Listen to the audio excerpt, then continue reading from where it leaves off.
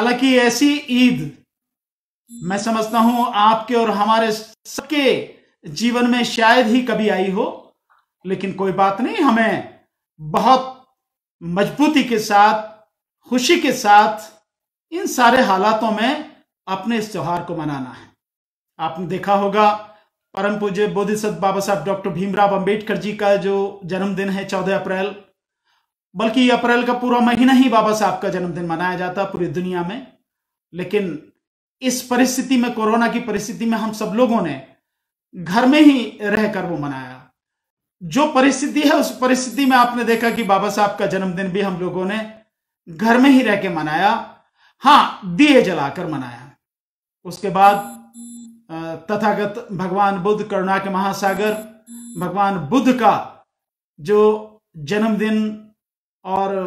ज्ञान प्राप्ति और निर्वाण प्राप्ति, महापरिनिर्वाण का जो दिवस है, बुद्ध पूर्णिमा, बुद्ध जयंती,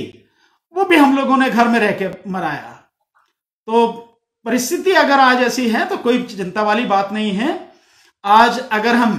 एक दूसरे के गले नहीं मिल पा रहे हैं तो कोई बात नहीं, जब ये परिस्थिति हटेंगी, ये समय बदलेगा, हम सब मिलकर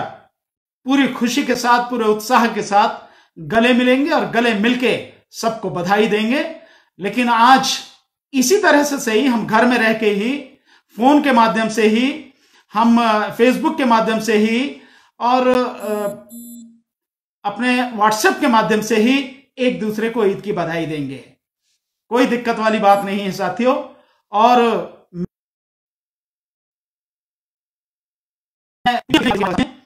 उन सभी को आज के दिन की, ईद की बहुत बहुत मुबारकबाद पेश करता हूं साथियों। और चाहे बच्चे हों, चाहे बूढ़े हों, चाहे नौजवान हों, चाहे महिलाएं हों, माताएं हों, बहनें हों, भाई हों, सभी को ईद की बहुत बहुत मुबारक साथियों। और मैं जिस हालात में ये ईद मनाई जा रही है, उस हालत में एक बहुत बड़ी बात मैं कहना चाहूंगा कि हम सब ने देखा है कि जो कोरोना का ये संकट इस समय चल रहा है और लॉकडाउन चल रहा है, और जिस तरह से पूरे देश में गरीब मजदूर बेहाल है, प्रवासी मजदूर बेहाल है, सड़क पे चलने और मरने को मजबूर है, ऐसे हालात में जिस तरह से मुस्लिम समाज के साथियों ने बहुत बड़ी संख्या में, चाहे उसमें अजीम प्रेम जी हों जिन्होंने 1100 करोड़ रुपए का दान दिया, इसके अलावा उन्होंने 1.5 लाख करोड़ से ज्यादा का दान तो ऑलरेडी दिया हुआ है, जिसको मनु मीडिया कभी नहीं बताता। जो उन्होंने यूनिवर्सिटी खोली हुई है गरीब लोगों के लिए, जो जरूरतमंद लोग हैं उनके लिए जो यूनिवर्सिटी खोली हुई है, उसमें उन्होंने 1.5 लाख करोड़ का दान दिया हुआ है। और इसके अलावा जो उन्होंने 1100 करोड़ रुपए का दान दिया, इसके अलावा शाहरुख खान साहब ने लगभग 33 करोड़ का दान दिया है, और इसी तरह से सलमान खान साहब ने, एजाज खान साहब ने, और कितने ही लोगों ने दान दिया। और इससे भी कहीं ज्यादा जो लोग हैं जिन्होंने गरीबों की बुरी हालत देखकर, गरीबों के बुरे हालात देखकर, उनकी मजबूरी को देखकर, उनके दुखों, उनके दर्द को देखकर उन्हें जगह जगह पर खाना पहुंचाया, खाने का सामान पहुंचवाया, और जो रास्ते में जहां भी जो मजदूर जा रहे हैं, प्रवासी मजदूर जा रहे हैं, वहां भी रास्ते में उनके लिए खाने का इंतजाम किया है। ये अपने आप में बहुत ही बड़ी बात है। एक मंदिर जिसका मैं नाम ले सकता हूं, वो भगवान बुद्ध से जुड़ा हुआ बोध गया का मंदिर है, जिसने 1 करोड़ रुपए का दान दिया है। और ऐसे में आप देख सकते हैं बाकी जो और लोग हैं जो हल्ला मचाते हैं, या जो लोग, जो मंदिर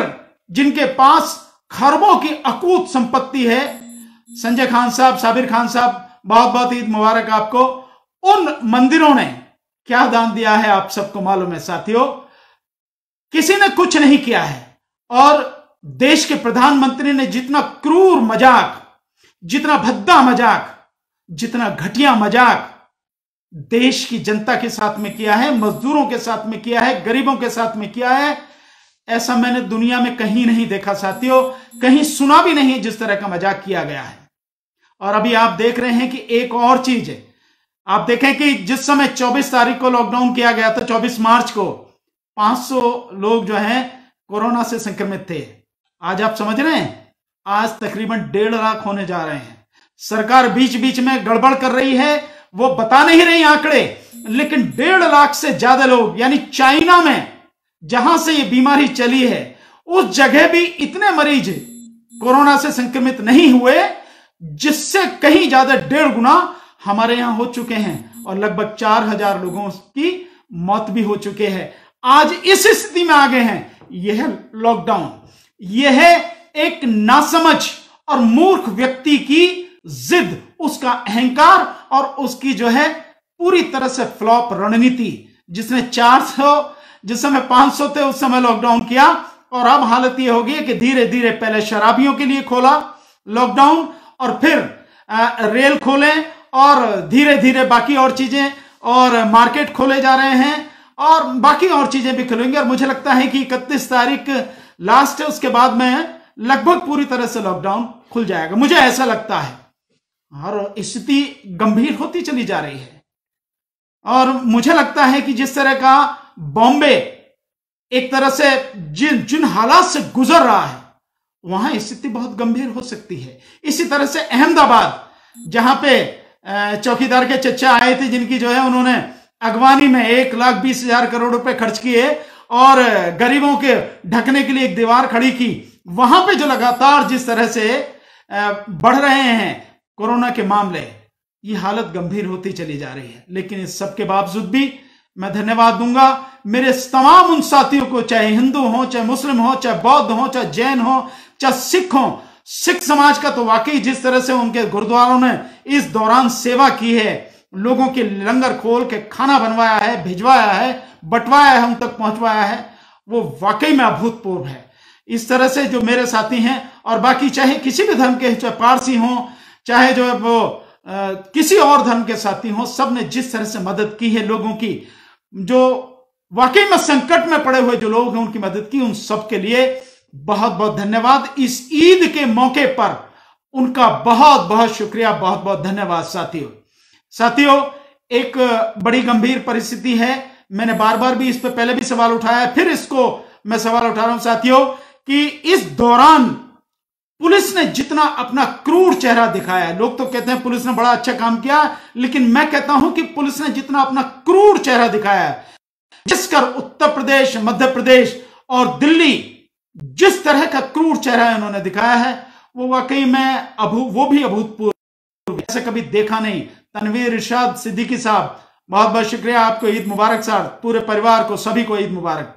तो साथियों, जैसे दिल्ली में जो साथी सीएए, एनपीआर और एनआरसी के समय में लगातार जो आंदोलन से जुड़े रहे साथी, वो किसी भी समाज के हों, चाहे मुस्लिम समाज के हों, चाहे कोई भी हो, उन सबको लगातार उठाया। मतलब कोरोना के समय में जब सबको घर में रहना था, ऐसे में दिल्ली पुलिस अपने जो है मतलब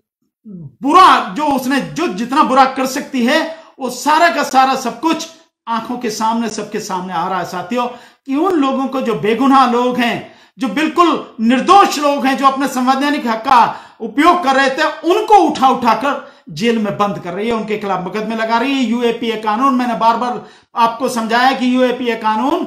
किसी आतंकवादी के खिलाफ नहीं, जो भी सामाजिक कार्यकर्ता होंगे, जो भी राजनीतिक या जो समाज के लिए भला सोचने वाले होंगे, इस सरकार के, जालिम सरकार के विरोध में जो उनके लिए जो ये लगातार आवाज उठाई जा रही है, उनके लिए जो काम कर रहे हैं वो सारे साथी, उन सबको लगातार बंद करने का काम दिल्ली पुलिस कर रही है। तो मेरा आप सबसे साथियों बहुत बहुत बस निवेदन यही है कि हमें इन सारी चीजों को ध्यान रखना है साथियों, और ये जो ईद का हमारा मुबारक मौका है आज, हमें इससे भूलना नहीं है। हम सबको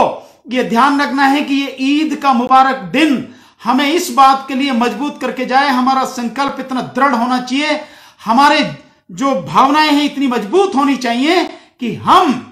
इस ईद के मुबारक मौके पर इस बात का दृढ़ संकल्प लें कि ये जो बेरहम सरकार है, इसने जितने लोगों का जीना हराम कर दिया है, बेगुनाह लोगों को जो बंद कर रही है, जो जेलों में डाल रही है, उनके खिलाफ जो देशद्रोह का मुकदमा दर्ज कर रही है, इस सरकार को जैसे ही लॉकडाउन खुलेगा, स्थिति सामान्य होगी, तो जो आंदोलन हमने पीछे लगभग 100 दिन चलाया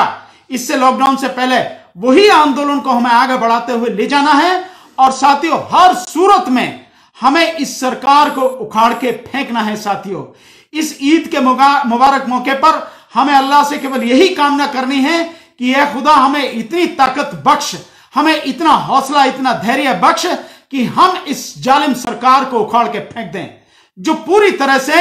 अन्याय पर आधारित है, अत्याचार पर आधारित है। इस सरकार को हम खत्म कर दें। साथियों हमें यही प्रण लेना है और यही लेते हुए जिस तरह से हम लोगों की मदद करते आए हैं, जिस तरह से हम लोगों की आवाज बुलंद करते आए हैं, जिस तरह से हम लोगों का सहारा और सहयोग बनते आए हैं, जिस तरह से एक दूसरे के साथ जुड़ के हम मजबूत हो आए हैं, जिस तरह से हम एक दूसरे के साथ कंधे से कंधा मिलाकर संघर्ष करते रहे हैं और इस सरकार के खिलाफ आवाज बुलंद करते रहे हैं, उसी तरह से हम आगे भी करते रहेंगे। मैं इन्हीं कामनाओं के साथ इस ईद के मुबारक मौके पर आप सबको एक बार फिर से बहुत बहुत ईद की मुबारकबाद देते हुए, बहुत बहुत बधाई देते हुए, इस ईद के दिन और इसके बाद आप सभी के जीवन में, मेरे जितने भी मुस्लिम समाज के मेरे भाई बहन हैं, माताएं हैं, बच्चियां हैं, नौजवान हैं, बुजुर्ग हैं, उन सबके जीवन में, इस देश के जीवन में, भारत के जीवन में, बहुजन समाज के जीवन में, सभी न्याय पसंद लोगों के जीवन में खुशहाली रहे, तरक्की रहे, सब लोग आगे बढ़ें, मिलके चलें और अन्याय और अत्याचार का मुकाबला करें। हम सब का जीवन सफल हो, हम सब मिलकर एक दूसरे का हाथ पकड़कर कदम से कदम मिलाकर अन्याय और अत्याचार के खिलाफ एक ताकत और चट्टान बनकर खड़े रहें। इसी के साथ मैं साथियों अपनी बात आज सबको फिर से ईद की मुबारकबाद देते हुए, सभी साथियों को ईद की खुशियों में, सबकी ईद की खुशियों में शामिल होते हुए, हालांकि अगर ये सब कुछ ठीक होता तो हम सब, जैसे मैंने पहले कहा, कि गले मिलकर ईद मना रहे होते, साथ में बैठ के सेवैयां खा रहे होते, एक दूसरे की खुशी का साथी बनते, इजहार कर रहे होते। लेकिन कोई बात नहीं साथियों, इसमें बिल्कुल भी परेशान होने की जरूरत नहीं है, गमगीन होने की जरूरत नहीं है। आने वाला समय जो होगा हम उसमें फिर एक दूसरे के साथ मिलके ईद मनाएंगे, खुशियां मनाएंगे और मिलके साथ बैठेंगे, सेवैयां खाएंगे, हंसेंगे, मुस्कुराएंगे और संघर्ष के लिए अपने आप को मजबूत करेंगे। साथियों इसी के साथ सभी साथियों को मेरा जय भीम, नमो बुद्धाय, आदाब, सत श्री अकाल, नमस्कार।